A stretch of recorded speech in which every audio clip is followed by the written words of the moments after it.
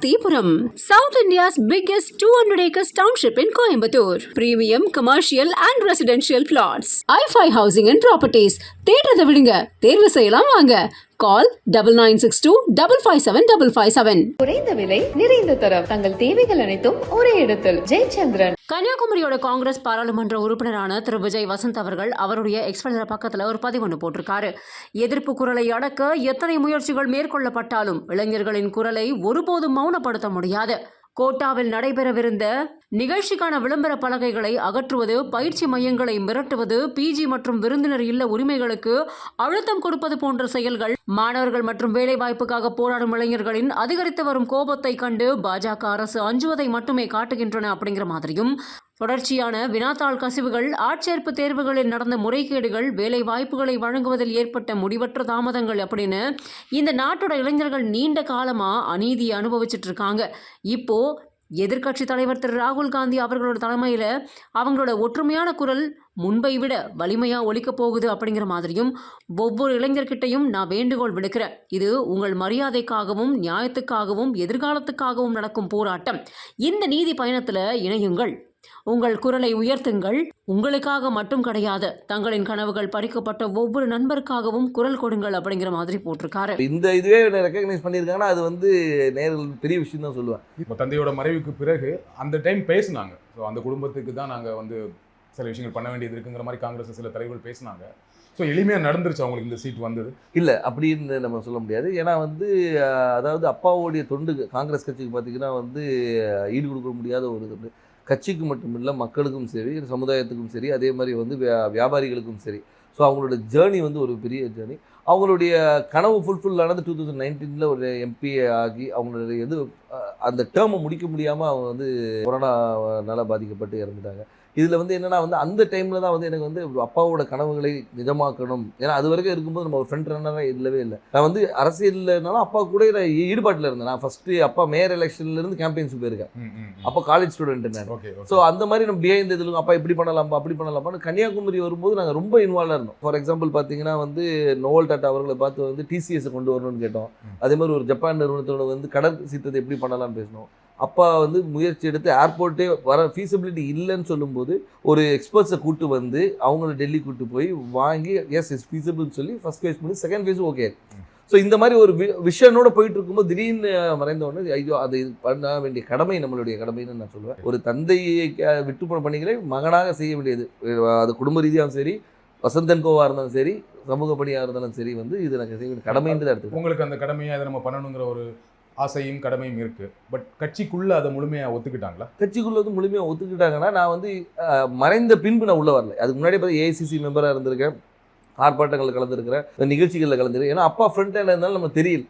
நிறைய பேர் கேட்டாங்க நீங்கள் கட்சியில் என்ன இருந்தீங்க சார், நான் இதில் இருந்த பாருங்க அப்படின்னு ரெஃபரன்ஸ். ஓகே நீ இருந்திருக்கீங்களான்னு ஒரு இது அப்பா மறைவு பின்பு நம்ம தெரிஞ்ச உடனே ஒரு லைம் லைட்டில் வந்த மாதிரி. நடுவில் கார்த்தி சிதம்பரம் அவர்கள் கன்னியாகுமரி தொகுதிக்கு பிரியங்கா காந்திக்கு விருப்ப மனு கொடுத்தாரு இல்லையா? அப்போ எப்படி இருந்துச்சு அது? அப்போ எனக்கு என்ன தோணுச்சுன்னா, ஓகே கட்சிக்குள்ள அதுக்கு முன்னாடியே பேசிட்டு இருந்தாங்க, விஜய் வசந்துக்கு தான் தொகுதி கொடுக்க போறாங்க அப்படின்னு பேசிட்டு இருக்கும்போது இந்த ஒரு நிகழ்வு நடந்தது. கட்சிக்குள்ள அப்போ ஒரு சப்போர்ட் இல்லாம இருக்கும் அப்படி இல்லை. அதாவது அதுக்கு தான் பேர் விருப்ப மனுன்னே வச்சிருக்காங்க. அவங்க விருப்பப்படுறவங்கள இது பண்றதுதான் விருப்ப மனு வச்சிருக்காங்க. ஏன்னா அப்பா போட்டியிடும் போது ராகுல் காந்தி அங்கே போட்டியிடும் சொல்லி விருப்ப மனு கொடுத்தவங்களும் இருக்காங்க. ஸோ அதனால அந்த விருப்பத்தை ஒரு அகில இந்திய தலைவர் நம்ம தொகுதியில் கன்னியாகுமரி காங்கிரஸோட கோட்டையாக இருந்த ஒரு காமராஜர், குமரி அனந்தன் இவங்கெல்லாம் வெற்றி பெற்ற ஒரு டென்னிஸ் எல்லாருமே வெற்றி பெற்று ஒரு காங்கிரஸோட இதாக இருந்தனால அந்த ஒரு பலம் இருக்கிறதுனால பண்ணால் நல்லா இருக்கும்ன்ற ஒரு இது. இப்போ சீட் கொடுத்தாச்சு, எந்த அளவுக்கு நம்பிக்கையா இருக்கீங்க? ரொம்ப நம்பிக்கையா இருக்கு. மக்கள் என்ன ரெஸ்பான்ஸ் சொல்றாங்க? மக்கள் ரெஸ்பான்ஸ் ரொம்ப நல்லா இருக்கு, ரொம்ப நல்லா இருக்கு. அதே மாதிரி என்னன்னா ஆதரவும், அதாவது முதற்கண் கட்சியோடைய ஸ்ட்ரென்த்தும் எங்களுடைய கூட்டணியோடைய பலமும், அதுபோல் அப்பா விட்டு சென்ற பணிகளும், அதுபோல் ராகுல் காந்தி அவர்களுடைய வருகை அந்த கரெக்டாக அந்த மார்ச் 1 வந்தது ஒரு பெரிய எழுச்சியை கொடுத்தது.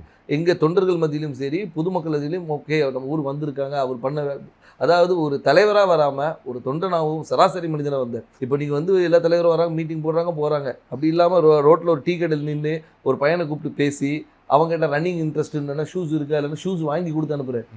ஸோ இந்த மாதிரி ஒரு பர்சனல் கனெக்ட். திடீர்னு போய்ட்டு ஸ்கூலில் போய் தண்டனை எடுக்கிறாரு, இன்ட்ராக்ட் பண்ணுற ஸ்டூடெண்ட்ஸோட, அதே மாதிரி பார்த்தா இது முந்தின இதில் பார்த்தா நெசவாளிகளும் சரி, விவசாயிகள் இன்ட்ராக்ஷன், மீனவர், அந்த மாதிரி எல்லாரோட கனெக்ட் பண்ணும்போது வந்து நம்மளோட ஒருத்தர் அவர் அப்படின்ற ஒரு அஃபினிட்டி வருது. அது போக மட்டும் இல்லாமல் இப்போ ஆளுகின்ற பிஜேபி அரசு மீது உள்ள எதிர்ப்பும் அதிருப்தியும் கூட ஒரு பெரிய பலமாக இருக்கும். கன்னியாகுமரியில் பிஜேபிக்கு கொஞ்சம் ஸ்ட்ராங் இல்லையா? பொன்னார் அவர்கள் ரொம்ப ஸ்ட்ராங்கான கேண்டிடேட் தான் இல்லையா? அதை மறக்க முடியாது. கண்டிப்பாக அதை நம்ம மறுக்க முடியாது. நம்ம வந்து அதாவது பிஜேபி தரப்பில் திரு பொன் ராதாகிருஷ்ணன் அவர்கள் வந்து ஒரு 2 முறை எம்பியாக இருந்தவர் தான், ஒரு பெரிய வேட்பாளர். ஆனாலும் எங்களுடைய கூட்டணி, அதாவது எங்கள் திமுக சார்ந்த கூட்டணி வந்து மிக பலமான கூட்டணி சொல்லலாம். அது வந்து திமுக மட்டும் இல்லாமல் எங்களை சார்ந்து இருந்த மதிமுக, அதுக்கு ஒரு விடுதலை சிறுத்தைகள், அதுக்கு ஒரு முஸ்லீம் லீக், அதுக்கப்புறம் மனிதநேய மக்கள் கட்சி, இது எல்லாமே பார்த்திங்கன்னா வந்து எங்களுடைய ஒவ்வொரு பேஸையும் கவர் பண்ணுது. அதாவது ஒரு முஸ்லீம்ஸ் கவர் பண்ணுது, திமுகவோட ஸ்ட்ராங் ஹோல்டு, மதிமுகவோட ஸ்ட்ராங் ஹோல்டு, அந்த மாதிரி வந்து எல்லா பாக்கெட்டும் கவர் பண்ணி எங்களோட ஸ்ட்ரென்த்தை வந்து நான் இன்னும் மொபிலைஸ் பண்ணி வச்சுருக்கோம். ஸோ இப்போ பார்த்தீங்கன்னா வந்து இது வந்து எங்களுடைய ஷுவர் ஷாட் விக்ட்ரின்னு சொல்லணும்.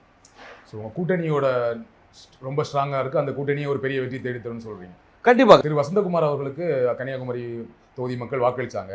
ஏன் விஜய் வசந்த் அவர்களுக்கு வாக்களிக்கணும்? ஏன் உங்களுக்கு வாக்களிக்கணும்?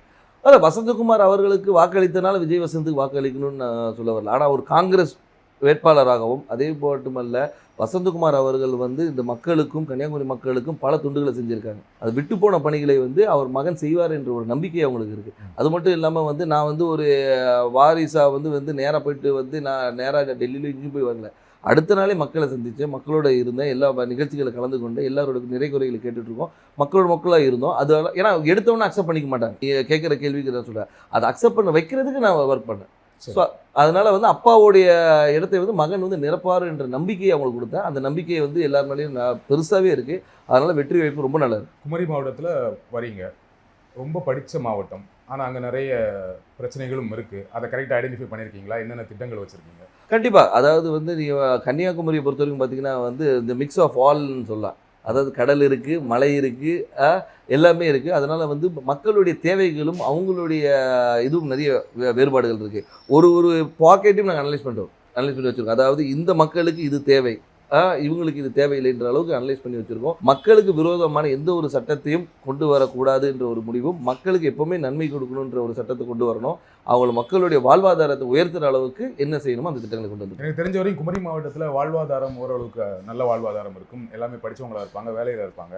ஆனால் என்னென்னா அங்கே என்ன வேலை கிடைக்குன்னா, ஒன்று படித்து முடித்தா டீச்சர், பெண்களாக இருந்தால் நர்ஸு, அப்படி இல்லைன்னா இப்போ ஒரு சமீப 10 வருடங்களாக சாஃப்ட்வேர் இன்ஜினியர் நிறைய பேர் வந்து சென்னையில் வேலை பார்க்குறாங்க, ஃபாரின் போவாங்க, கப்பல் போவாங்க, இந்த மாதிரி வேலை செய்வாங்களே தவிர மாவட்டத்துக்குள்ள வேற என்ன வேலை வாய்ப்புனா எதுவுமே பெருசாக கிடையாது. ஃபேக்ட்ரிஸ் கிடையாது, சாஃப்ட்வேர் கம்பெனிஸ் கிடையாது. அப்போ அதற்கான திட்டங்கள் என்ன?